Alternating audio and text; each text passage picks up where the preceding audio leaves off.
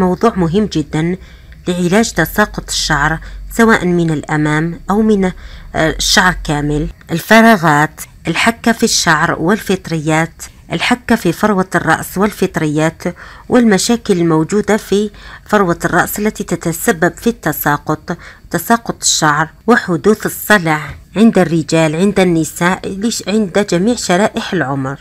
هذه الوصفة مفيدة لكم جميعا، آمنة على الشعر وعلى فروة الرأس. هي من نبتة السدر، نبات أوراق السدر، لها حبيبات النبق، كل بلد كيف يسميه، حبيبات صغيرة. وإحنا نحتاج في وصفة اليوم إلى الأوراق. كنت عملت الفيديو هذا مسبقا في قناتي من حوالي 2 سنين، ولاقى نتائج رائعة عند الأخوات. اكتبوا لي في التعليقات، بما أنه الفيديو كانت باللهجة الجزائرية حبيت نعيد نشره من جديد باللهجة البيضاء من أجل أن يتسنى لجميع المشتركات في قناتي من كل أنحاء العالم الاستفادة من هذا الوصفة. هذا النبتة، هذه الأوراق، أوراق السدر، فعالة في تقوية فروة الرأس، في علاج فروة الرأس من الحكة، من الفطريات، توقف تساقط الشعر، أيضا مغذية لبصيلة الرأس، ومفيدة جدا لصاحبات الشعر الدهني. أما صاحبات الشعر الجاف بإمكانهم أنهم يستعملوها لكن بطريقة خاصة. هذه الوصفة نستعملها 2 مرات في اليوم كعلاج لإيقاف تساقط الشعر ومشاكل فروة الرأس عند جميع شرائح العمر. نأخذ كأس متوسط من أوراق السدر هكذا،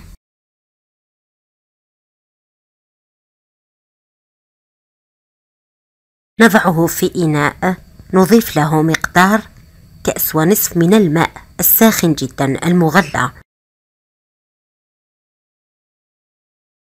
ونتركه يتخمر.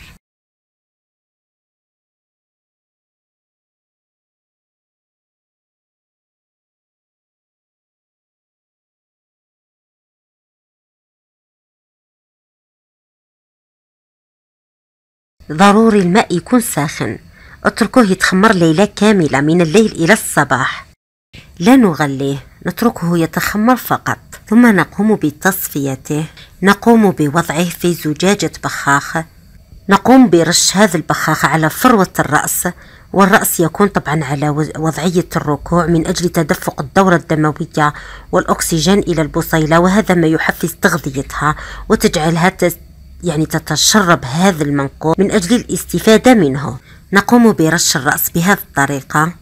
إذا كان شعركم جاف بالبخاخ هذا قوموا برش الفروة فقط، لأنه نبات السدر فعال جدا ورائع للرأس، للشعر وللبصيلة، لكنه يجفف الشعر. من أجل تفادي جفاف الشعر نضعه فقط على الفروة بهذه الطريقة.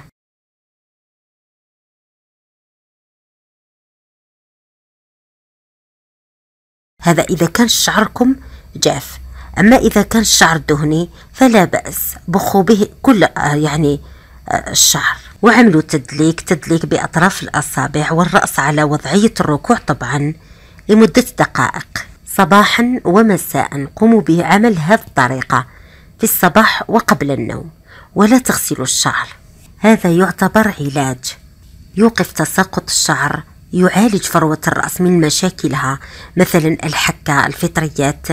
بإمكانكم المداومة عليه كل يوم، والقنينة الصالحة للاستعمال لمدة أسبوع، وبعدها اصنعوا كمية جديدة.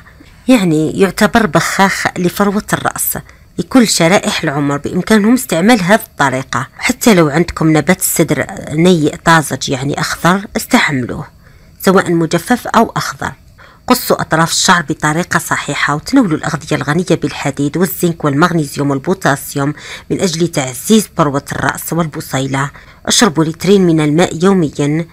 اختاروا نوعية شامبو تكون جيدة للرأس، وطبعا هذا المحلول لا تغسلوا الشعر بعد ذلك. غسلوا الشعر بطريقتكم العادية اللي متعودين تستعملوها، مثلا 2 مرات في الأسبوع، أو يوم إيه ويوم لا، أو مرة في الأسبوع. اليوم حضرت لكم 3 أنواع من الشامبو للشعر الجاف والشعر الدهني والمتساقط بقوة.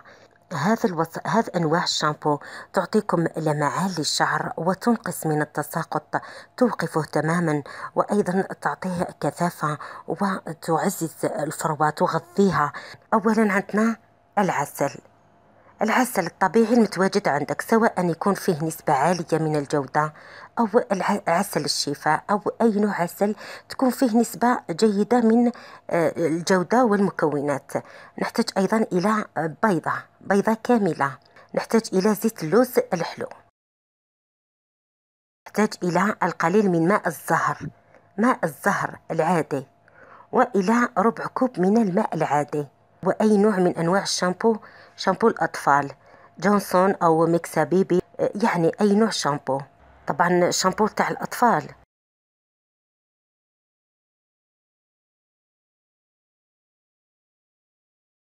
أولا أمسكي العسل، نضيف زيت اللوز الحلو إلى العسل، ونضيف أيضا ماء الزهر. ضيفي حبة البيض وأمزجي المكونات جيدا.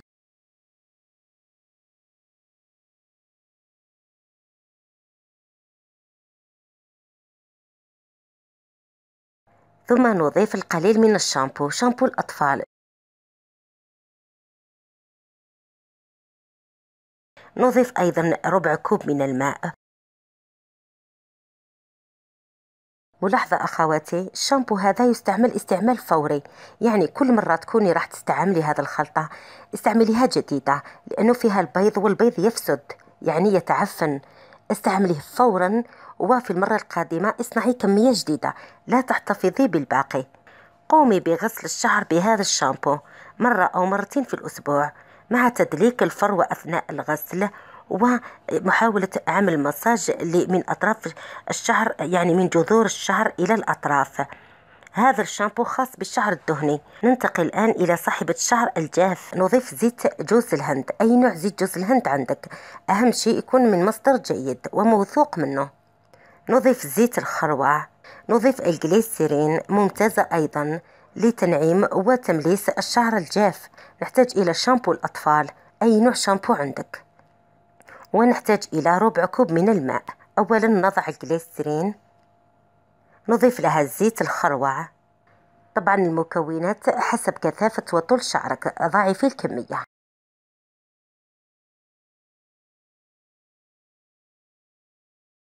ضيفي أيضا زيت جوز الهند، أذيبيها.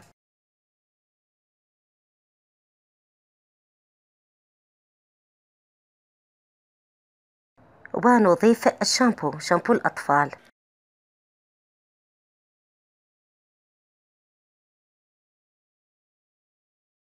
اخلطيهم جيدا، وضيفي ربع كوب من الماء. اغسلي بها الشعر بالطريقة العادية. بإمكانكم الاحتفاظ بالباقي حتى تنتهي الكمية. يوقف التساقط، ينعم الشعر، يغذي البصيلة. النوع من الشامبو هذا الثالث كنت عملته في قناتي وأعطى نتائج رهيبة ورائعة للنساء. نحتاج إلى القهوة، ونحتاج إلى شامبو الأطفال، أي نوع شامبو عندك خاص بالأطفال. ضعي ملعقتين كبيرتين من شامبو الأطفال. طبعا هذا النوع من الشامبو يعني صنعه يكون فوري، اصنعيه فورا واستعمليه، وكل مرة اصنعي كمية جديدة. أضيفي لي إلى الشامبو القليل من القهوة العادية العربية المتواجدة في كل بيت، أو التركية، ملعقتين إلى الشامبو. وضيفي القرفة. الدارسين توقف تساقط الشعر، تغذي الشعر، لكن هذا الشامبو خاص طبعا بالشعر الأسود البني الغامق، اللون الغامق، وليست صاحبة الشعر الأشقر. ضيفي زيت الفيتامين إلى فيتامين الفيتامين ها، إذا كان غير متوفر عندك ضيفي أي نوع فيتامين خاص بالشعر متواجد عندك.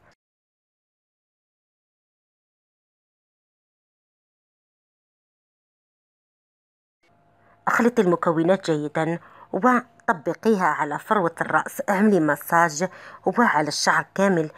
اعملي تدليك خفيف للفروة، واتركيه لمدة 4 حتى 5 دقائق، وقومي بشطف الشعر عادي. هذا الشامبو استعمليه مرة في الأسبوع أو مرتين، يعطيك نتائج رائعة، يوقف لك التساقط فورا. كنت عملته في قناتي من قبل، ونظرا لطلب العديد من الأخوات نوعية شامبو موقفة لتساقط الشعر، قررت نعيد نشر هذا الجزء هذا. من أجل إفادة المشتركات الجديدات في قناتي. طبقوا هذه الوصفات، تغذوا الغذاء الصحي الغني بالزنك، الحديد، البوتاسيوم، المغنيسيوم. ابتعدوا عن أكل الدهون، اشربوا لترين من الماء يوميا. حاولوا عملوا تدليك لفروة الرأس ولو بدون زيوت. قصوا أطراف الشعر بطريقة صحيحة تتحصلوا على نتائج مثالية، واستعملوا المواد الطبيعية. شكرا بزاف بزاف وإلى اللقاء. سلام.